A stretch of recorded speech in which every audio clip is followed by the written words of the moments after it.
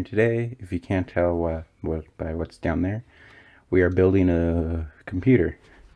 So we got the motherboard, we got an MSI FM2 A6HM E33 with an AMD A6 7400K, the black edition, so it's unlocked.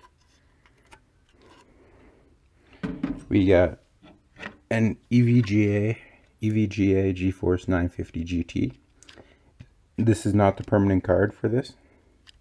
This is going to get swapped out eventually. We got a Western Digital green, black, and a 4 gig stick of value select. This is not the highest power computer, but it's pretty powerful for what it is. So let me get set up and we'll start the build. Things first, after you assemble your motherboard with the processor and the fan, is that you want to get your case prepped if it doesn't already have a power supply mounted in it. This is from an old Lenovo computer because I'm going for the more like retro look, but it's still going to be it's still a powerful computer. So you gotta, this will be changed eventually. This is just what came in the case. It's a 280 watt power supply. I got a SATA 3 or SATA CD drive and one case fan. So first things first, you want to get all the cords that you're not going to need right away out of your way. So just put them off to the side somewhere. All these cords for me aren't going to be able to be used because they don't reach or they're not the same. So get those all out of your way and grab the motherboard. So you got your motherboard. It should come with an I/O shield. Mine's already installed on the computer. It goes in the back over here. Clip in, make sure it goes the proper way, and clip in each 4 corner. It will require some force. Next thing is your motherboard. So for the motherboard, put it in at an angle so you can get it under the clips, under the I/O shield. Then push, and you should line up with the holes as it does. Next thing is grab your Phillips screwdriver. This is the only tool you will need, and screw in your motherboard. Make sure all the standoffs are in the right position in the case, or else you do risk shorting out your motherboard. So one screw there, and do the same pattern as you would working corner to corner as you would with a tire.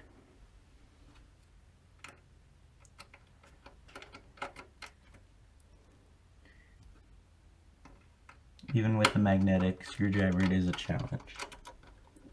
You get there.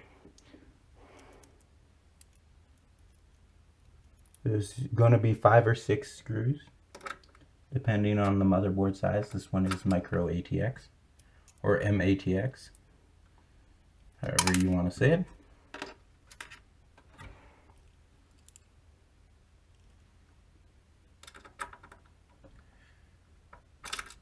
God damn it.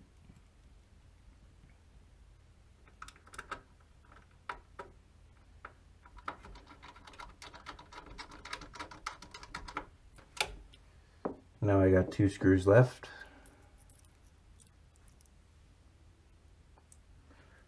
One down here. Sorry if my head gets in shot, it's hard to see without getting in the shot. Come on, stay on the screwdriver.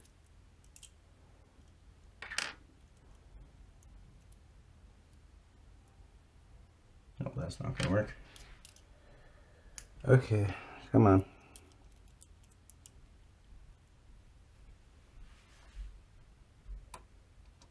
Right there.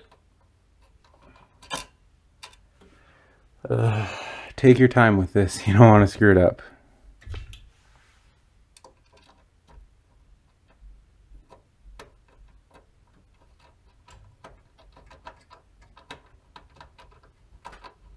No.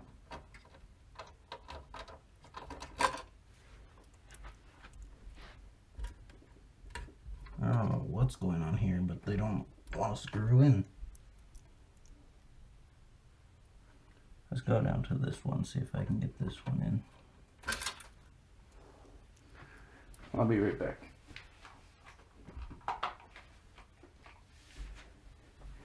If you're having challenges with Phillips head screwdrivers, you can always use these. These are like nut drivers. They hold the screw in place.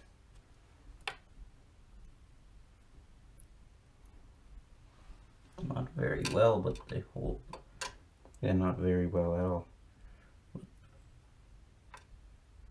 Like, that's how it ended up. So it's because my hand is so shaky and I don't get why.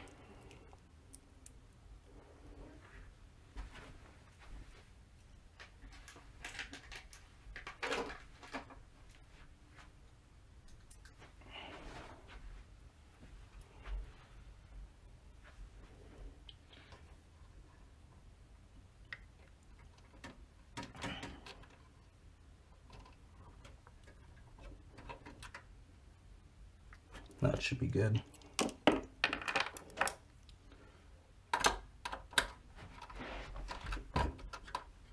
Oh, maybe not. No.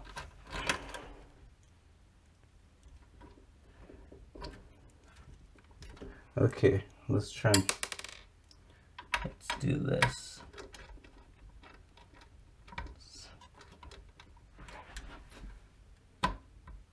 Yeah, I don't get what's going on here. Because these screw holes, because everything else is lined up, but these two screw holes.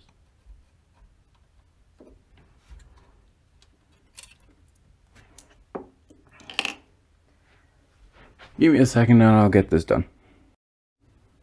Okay, once you finally get your motherboard screwed in, get your front panel connectors. These guys. And plug them into the to the set plugs.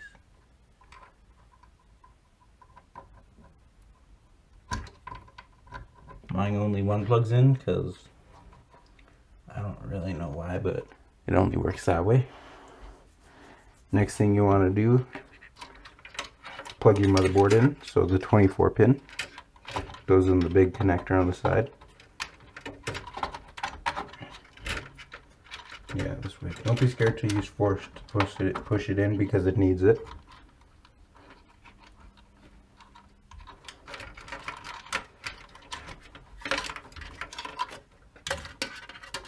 Next one you want to do is the 4-pin CPU header. It goes on my board, it goes over here.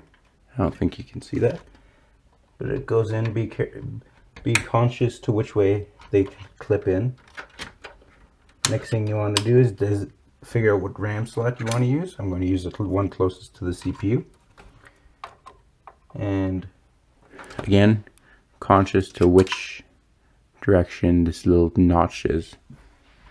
So once you lined it up properly, apply force at both corners.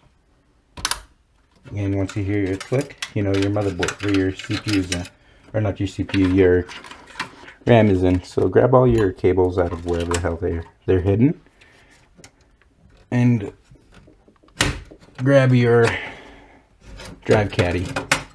Mine is just a chintzy one because it's out of a old computer. And put whichever drive you want, being conscious to which way the SATA connectors go. I'm going to put mine in like this. I'll show you guys in a second. I'm putting mine with the handle and the SATA connectors on the same side because that's how it works in this case.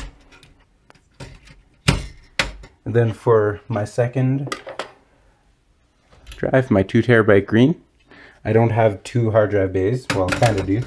This floppy disk bay works as a hard drive bay right here. So put that in there. Put your other drive in to where it goes. And then grab your SATA cables.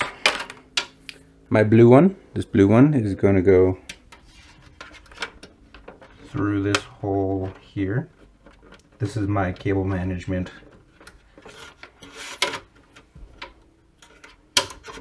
So this one's going to go through here, and this one's going to get plugged into, again being conscious to the SATA connections.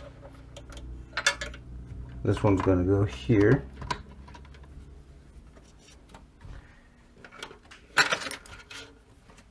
Grab the cord, route it however the hell you please. I'm going to put it over here, then I'm going to plug it in here.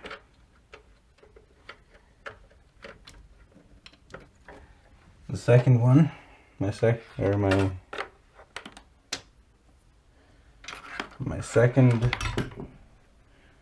green drive, I'm going to route it through this hole, up, being conscious to the SATA connections.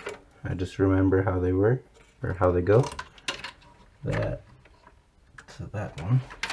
Then I drop my other SATA cord, plug that one in there, and plug it into there. And then you can cable manage it as you please. Grab your system fan, find the closest fan header, and again, conscious to these notches. Again, you can't see that.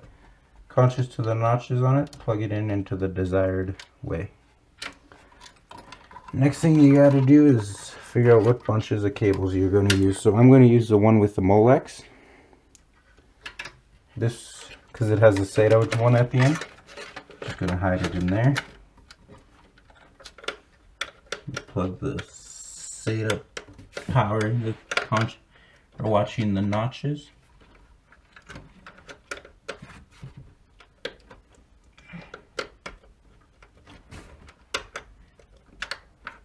It's a little pain in the ass to get to the DVD drive, or the drive, the CD DVD drive in this case.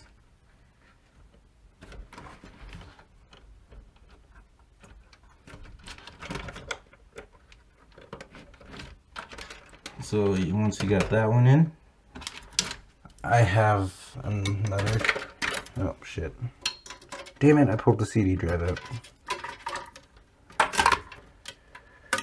Oh boy. Wait, what? Oh yeah, no I didn't, never mind, it's still plugged in. Okay, then next grab your next SATA cables. I have a string of 3. And plug those into your hard drives, or hard drive, or SSD, whatever you choose. Whatever you chose to buy. One drive in.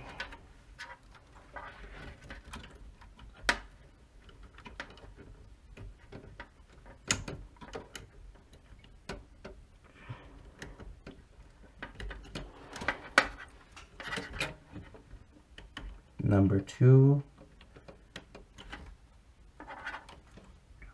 I was an idiot and didn't pay attention to the SATA connection.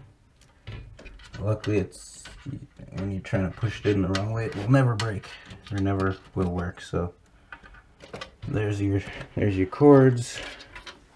Whatever cords you didn't use, you can bunch up and put somewhere. I'm putting them in the second DVD drive slot because it's the only room this case has where I can have cords and not look ugly. So, and that does look pretty janky. Anyhow, so just make sure none of your cords are in the way of the fans. Next thing you want to do is install your graphics card or whatever you have, or your PCI cards, whatever you're going to be having, and apply force, and should be locked in.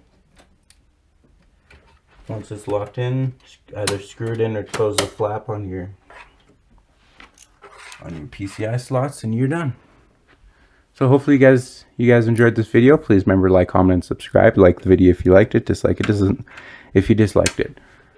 And goodbye.